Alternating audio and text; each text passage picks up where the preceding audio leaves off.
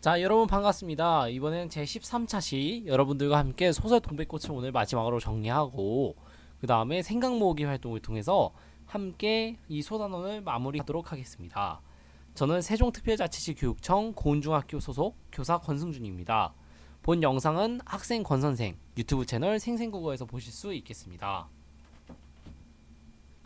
자, 그 중에서도 여러분들과 이제 함께 할 것은 오늘 여러분들과 천재교육 교과서 그 중에서도 노민숙 선생님이 쓰신 중학교 국어 2-2를 기반으로 본 영상이 제작되었음을 여러분들께 알려드립니다.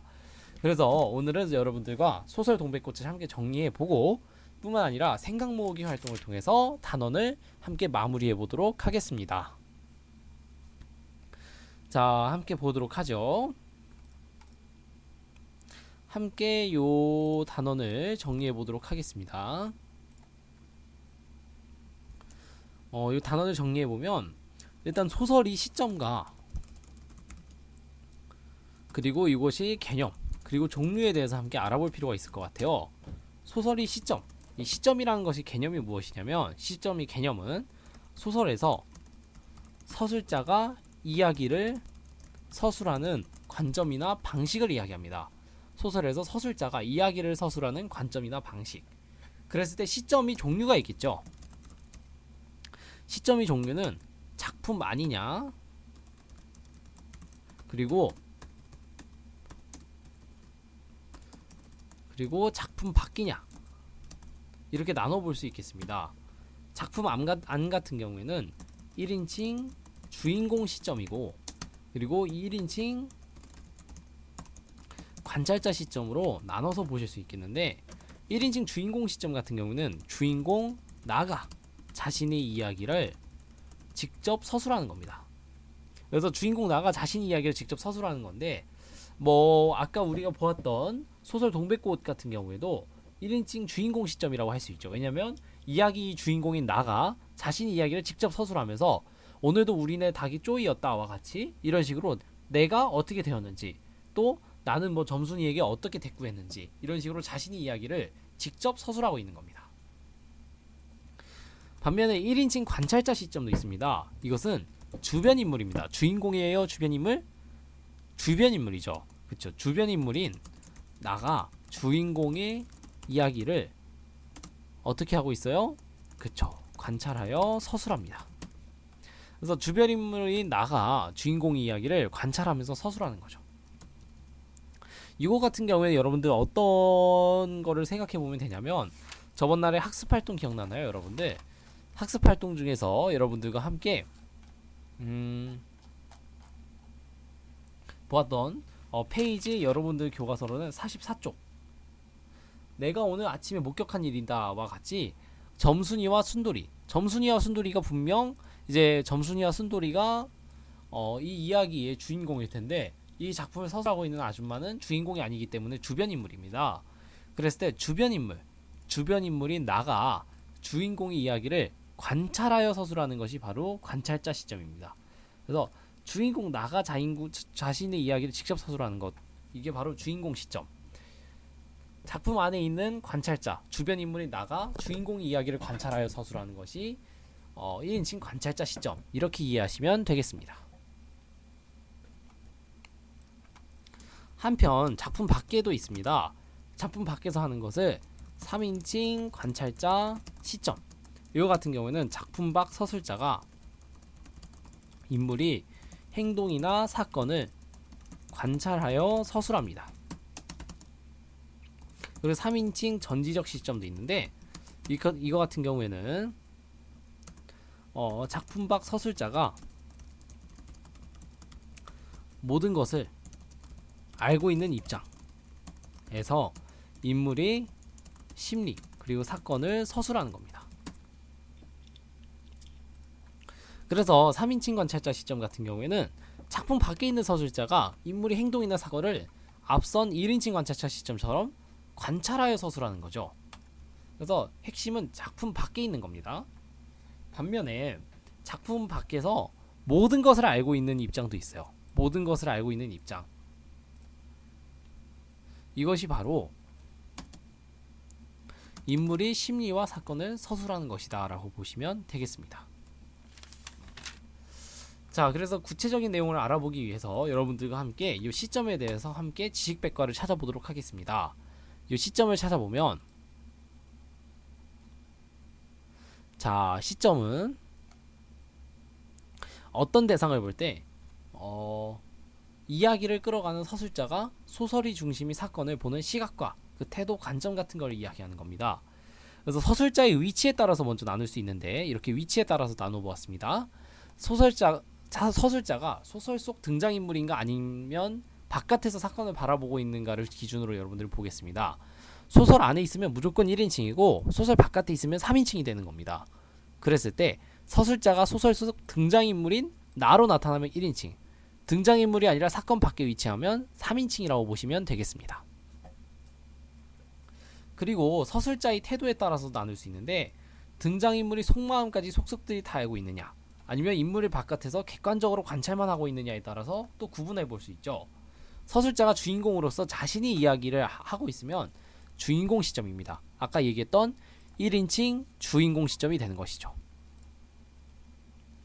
그게 아니라 외부 관찰자의 입장에서 사건을 객관적으로 전달하면 관찰자 시점이 됩니다. 그리고 인물 사건에 대해서 전지전능한 신과 같이 모든 것을 다 알고 이야기하면 전지적 시점이라고 할 수 있죠. 이게 바로 전지적 작가 시점입니다. 그래서 선생님이 아까 얘기한 3인칭 전지적 시점은 방금 여기서 보다시피 전지적 작가 시점이라고도 볼 수 있겠습니다. 자, 그래서 서술자에 대해서도 보게 되면, 서술자는 작가가 만들어낸 허구적 대리인으로서 소설 속의 사건을 펼쳐서 이야기해주는 사람입니다. 그래서 소설 속 사건과 이야기를 전달해주는 사람, 이 사람을 바로 서술자라고 하는데, 서술자와 작가는 같은 사람일까요? 다른 사람일까요? 여러분들 시에서 화자와 시인은 같은 사람이라 했습니까? 다른 사람이라 했습니까? 다른 사람이죠. 마찬가지로 서술자와 작가 또한 다른 사람입니다. 가공의 인물이라고 보면 되겠습니다. 서술자는. 자, 그래서 작가의 상상력이 더해서 재창조된 인물이기 때문에 서술자와 작가는 같은 사람입니까? 다른 사람입니까? 다른 사람이다 라고 이해하시면 되겠습니다. 그래서 작가는 왜 이런 가공의 인물을 만드는 걸까요, 여러분들? 누군가에게 이야기를 듣는 사람을 여러분들이 떠올려 보도록 하겠습니다. 같은 이야기라도 누가 이야기를 하느냐에 따라서, 누가 이야기를 전하느냐에 따라서 그 맛과 느낌이 달라지기 마련이죠. 여러분들이 알다시피 그 방금 얘기한 것처럼 요 서술자는, 소설 동백꽃에서 서술자는 상당히 어리숙하고 또 눈치가 없는 인물입니다. 이런 서술자가 나타나서 집요한 점순이와의 일을 이야기하기 때문에 해악성을 느낄 수 있는 것이죠. 바로 이런 것처럼 어떤 서술자가 전달하느냐에 따라서 작품의 분위기나 내용, 이런 것들이 많이 달라지기 때문에, 그래서 이 서술자는 작가가 만들어낸 허구적 대리인으로서 이 작가의 상상력이 더해져 재창조된 인물이기 때문에, 그래서 그 이야기를 재밌게 전달하기 위해서 이렇게 서술자를 만들어낸다, 혹은 자기가 의도했던 대로 이야기를 이끌어 나가기 위해서 가상의 서술자를 만든다라고 이해하시면 되겠습니다. 그래서 1인칭 주인공 시점은 벌써 김유정의 동백꽃이 제일 대표적인 작품으로 나오고 있죠. 그래서 작품 속 나가 주인공이 되어서 자신이 이야기를 하는 시점, 이것이 바로 1인칭 주인공 시점입니다. 반면에 1인칭 관찰자 시점은 작품 속의 주변 인물인 나가 관찰한 주인공의 이야기를 전하는 시점이죠. 주유섭 작가의 사랑손님과 어머니 같은 경우에는 주인공이 누굴까요, 여러분들? 힌트, 제목에 있습니다. 주인공이 누굴까요?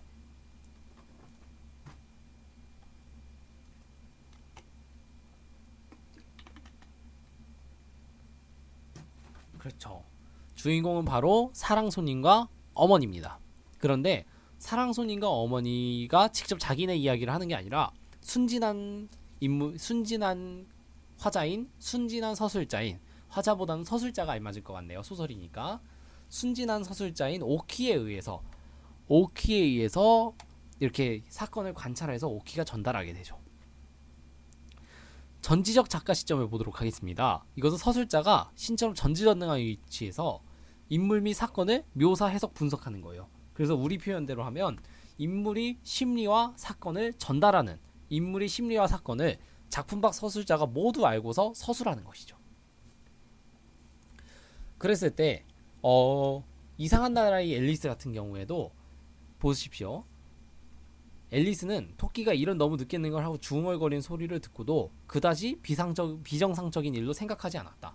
결국 3인칭 전직적 작가 시점에서는 이 작품 밖 서술자가 모든 것을 알고 있는 겁니다. 그래서 인물의 심리와 사건을 이런 식으로 직접 서술하고 있는 것이죠. 그래서 비정상적인 일로 생각하지 않았던 이런 인물의 심리 이런 것들에 대해서도 작가가 다 알고 있는 겁니다. 한편 마지막으로 작가 관찰자 시점도 있어요. 작가 관찰자 시점은 소설 속 등장인물과 세계를 밖에서 관찰하고 관찰한 내용을 그대로 서술하는 시점입니다. 그래서 황순원이 소나기를 보면은 소녀가 물속에서 무엇을 하나 집어낸다. 소녀는 저도 모르게 벌떡 일어섰다. 자, 이런 거 같은 경우에는 작품 밖에 있는 서술자가 등장인물들이 어떤 행동이나 사건을 하고 있는지 관찰해서 서술하고 있는 겁니다. 그런데 어떤 마음인지에 대해서는 잘 나타나 있지 않죠. 예를 들면 소녀가 하얀 조약돌을 이 바보 하면서 던집니다. 그랬을 때 이것이 소녀가 어떤 마음인지, 소녀는 소년을 상당히 좋아하고 있다, 이런 내용에 대해서는 전혀 말하지 않습니다. 바로 인물이 심리나 사건을 관찰자의 입장에서 보기 때문에 알 수 없어서, 그래서 그런 것들은 쓰지 않고 다만 인물이 행동이나 사건을 관찰한 대로 서술하는 것이죠. 그래서 이런 태도는 매우 객관적이라서 주인공들의 속마음을 전해주기보다는 말과 행동, 주변 배경만 전달해주고 있다라고 이해하시면 되겠습니다. 그래서 주인공들의 속마음은 알 수 없고 관찰자이기 때문에 그 대신에 말과 행동, 주변 배경만 전달해주는 역할을, 관찰해줘서 전달해주는 역할만 하고 있는 것입니다. 자, 이렇게 해서 여러분들과 함께 이 소설 동백꽃에 대해서 함께 정리해보았습니다. 결국 소설 동백꽃에서는 어떤 시점이 나타난다고요, 여러분들? 네, 그렇죠. 몇 인칭? 1인칭. 그리고 주인공일까요? 관찰자일까요? 주인공이죠. 1인칭 주인공 시점인 것이 바로 소설 동백꽃입니다. 그래서 여러분들이 방금 요 백과사전에도 본 것 같이 1인칭 주인공 시점에 해당하는 것이 바로, 그러니까 김유정 동백꽃이 해당하는 것이 바로 1인칭 주인공 시점이라 보시면 되겠습니다. 자, 그래서 여러분들과 함께 이렇게 소설 동백꽃을 모두 마무리하도록 하겠습니다. 여러분들이 이제 교과서 다음 장을 보게 되면 교과서 46쪽입니다. 46쪽에 보면 되면 등장인물과 대화하며 책 읽기라는 부분이 있어요. 이거 같은 경우에는 등장인물과 여러분들이 책을 추천한다든가 아니면 가상인물을 인터뷰한다든가 가상으로 인터뷰한다든가 이런 식으로 책을 읽어보는 것인데, 간단하게 설명만 해주자면 먼저 책 찾아보기를 하고, 그래서 소설 중에서 읽고 싶은 책을 찾아서 여러분들이 모두먼들에게 추천하고 싶은 책을 골라주는 겁니다. 그 다음에는 책을 선정하는 겁니다. 자신이 고른 책을 모두먼들에게 소개를 하고 토의를 통해서 모둠에서 함께 읽을 책을 선정해보는 것이죠. 그 다음에 세 번째로는 등장인물을 중심으로 책 읽기로서 이걸 하면서 감상을 정리해보는 거죠. 그래서 기억에 남는 내용이나 느낀 점 이런 것들을 적으면 되겠습니다. 기억에 남는 내용이나 느낀 점. 그 다음에는 가상 인터뷰를 해보시면 되겠습니다. 가상 인터뷰하기. 그래서 가상 인터뷰를 진행하고 또 결과를 정리하고서 그 이후에는 독서 결과물을 만들어 보는 겁니다. 자, 그래서 여러분들이 이런 활동을 한 뒤에 그 다음에는 독서 활동을 공유하는 겁니다. 그래서 요거 같은 경우에는 모둠별로 소책자를 만들어 본다든지 와 같은 방법으로 소개해 보면 되는 것입니다. 이런 것들을 통해서 소개하면 되는 것이죠. 그 다음으로는 독서 과정을 점검하는 것입니다. 그래서 우리 모둠이 독서 과정을 점검하면서 앞으로의 독서 계획을 세워보는 것입니다. 그래서 이 함께 읽기에 좋은 책을 선정했는지 또 독서 결과물을 효과적으로 구성했는지 여러분들이 함께 점검해 보시면 되겠습니다. 그래서 이 활동은 여러분들이 이제 나중에 코로나19가 좀 잠잠해지고 여러분들이 학교에 오게 되면은 그때 함께 여러분들과 함께 얼굴을 보면서 진행해 보도록 하겠습니다. 이제 여러분들과 함께 해볼 것은 생각 모으기 활동입니다. 생각 모으기는 페이지 52쪽을 보시면 되겠습니다. 자, 함께 보도록 하죠. 소설에서 작가가 이야기를 전달하기 위해 내세운 일을 누구라 한다고 그랬죠? 그렇죠. 화자입니까? 서술자입니까? 소설에서 이야기를 전달 서술자입니다. 그 다음에 서술자에 따라 작품의 무엇이 달라질까요? 분위기 나 또는 주제가 달라질 수 있다. 뿐만 아니라 작품 속에 어떻게 되어 있는 세계일까요? 그렇죠. 우리가 아까 어떻게 된다 그랬죠? 형상화된 세계가 어떤 관점으로 전달되는지 파악하면 작품을 깊이 있게 수용할 수 있을 것입니다. 자, 그래서 여러분들 그 다음 활동으로 넘어가면 뉴스를 본 시청자들의 관점을 함께 비교해보는 활동이 있습니다. 그래서 같은 사건이라도 관점에 따라서 각기 다른 측면에서 바라볼 수 있음을 여러분들이 이 활동을 통해서 알 수 있습니다. 같은 사건이에요. 분명 같은 사건인데 관점에 따라서 다른 측면에서 바라볼 수 있다는 것입니다. 여러분들이 선생님이 이 단원을 시작할 때 버스에서 여학생을 계속 쳐다본 남학생에 대해서 여학생과 남학생이 서로 다르게 생각했다라는 이야기를 해준 적이 있습니다. 마찬가지로 3명의 시청자가 그 기자가 이야기한 오늘 오전 땡땡역에서 선로에 떨어진 아이를 한심히 구조했습니다 라고 했을 때 첫 번째 목격자 같은 경우에는 제가 직접 봤는데 그분이 정말 용감하게 행동했어요. 첫 번째 목격자는 용감하게 행동. 그랬을 때 두 번째 아이 사랑은 아이가 많이 놀랐을 것 같아서 걱정이네요 이런 얘기를 하고, 그리고 세 번째 시청자는 어떻습니까? 이런 사고가 다시는 일어나지 않도록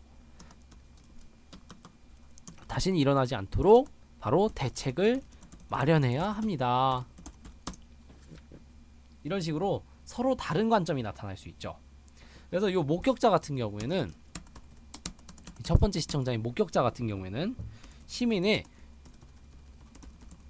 용감한 행동 중심으로, 그리고 이 2번 아이 사랑 같은 경우에는 아이가 받았을 충격을 중심으로, 이 세 번째 같은 경우에는 누굽니까? 그쵸, 사고 방지 대책 마련이라는 제도적 측면을 중심으로 사건을 바라보고 있습니다. 결국 같은 사건을 보더라도 관점에 따라서 다른 측면으로 바라볼 수 있다라는 것을 여러분들이 이해하시면 되겠습니다. 그래서 아래의 생각 넓히기를 보면 동일한 대상을 서로 다른 관점에서 바라보는 신문기사 또는 영화, 드라마 등을 여러분들이 볼 수 있을 거예요. 그래서 여러분들이 대상을 바라보는 관점에 따라서 신문기사의 내용 혹은 영화나 드라마 속 세계가 다르게 그려질 수 있음을 이해하는 활동입니다. 그래서 중심 소재나 주요 사건은 같지만 이를 다른 관점으로 바라보는 자료를 찾아서 여러분들이 그 차이를 비교해보면 좋겠습니다. 이거 같은 경우에는 여러분들과 함께 대면 수업을 한다면 함께 컴퓨터실이라든지 이런 곳을 활용해서 직접 해보는 것도 재밌을 텐데 선생님이 하나의 사례를 갖고 와봤어요. 생각 넓히기에서. 요 같은 경우에는 MBC 드라마에 보면 보금함이 있어요. 이거 같은 경우에는 죽은 아내를 대신해서 가정부, 엄마, 아내 역할을 하고 있는 보금함. 이 사람은 바로 로봇입니다. 그리고 그 가족들이 함께 화목하게 지내는 이야기로서 로봇을 인간과 공존하는 존재로 바라보는 긍정적 관점이 나타나죠. 로봇은 인간과 공존합니다. 반면에 영화 아이로봇, 이거 같은 경우에는 어떠냐면 신기술 로봇을 창시한 박사가 사망하니까 경찰이 이것을 로봇이 소행으로 보고 로봇을 추적하는 이야기입니다.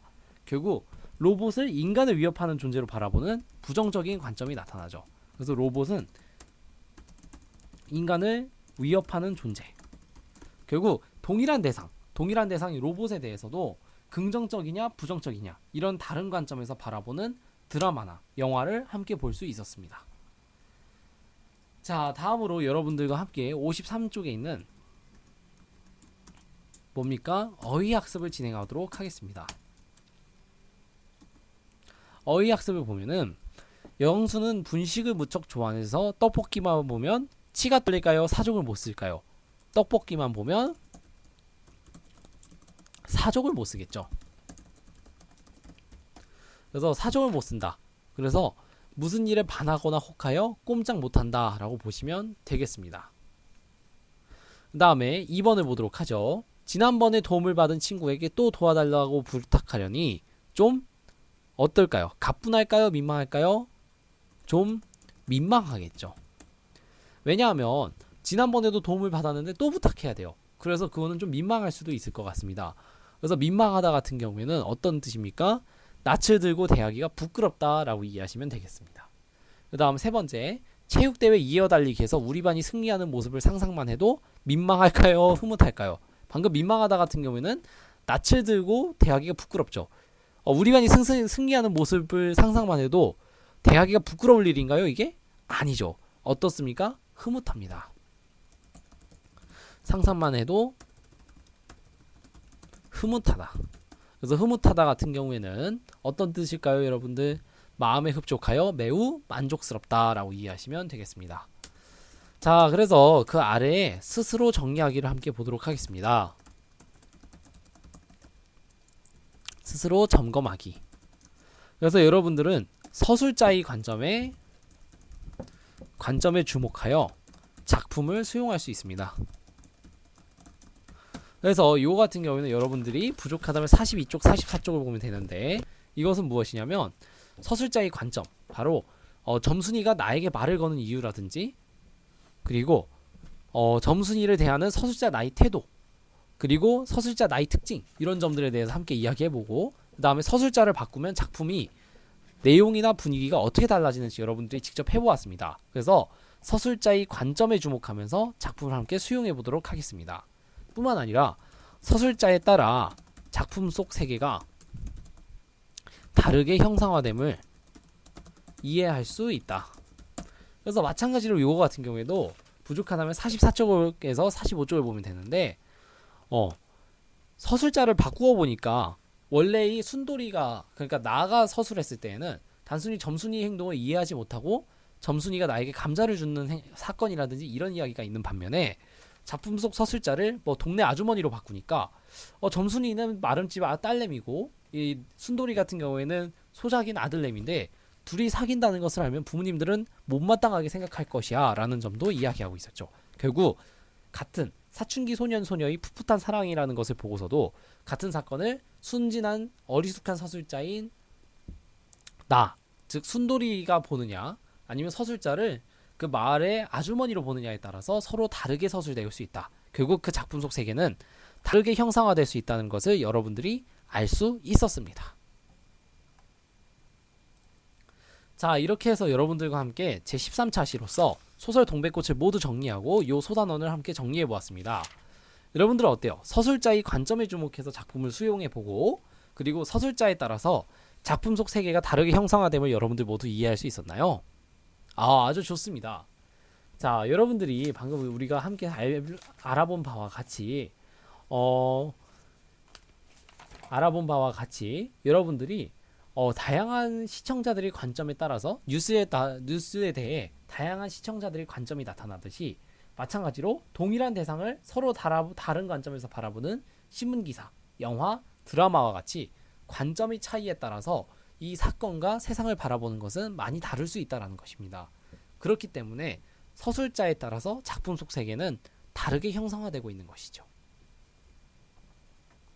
자, 여러분들이 이렇게 해서 모두 소설 동백꽃을 정리하고 생각 모으기 활동을 통해서 이야기 속 시선이라는 요 소단원을 모두 마무리하였습니다. 모두 고생하셨습니다.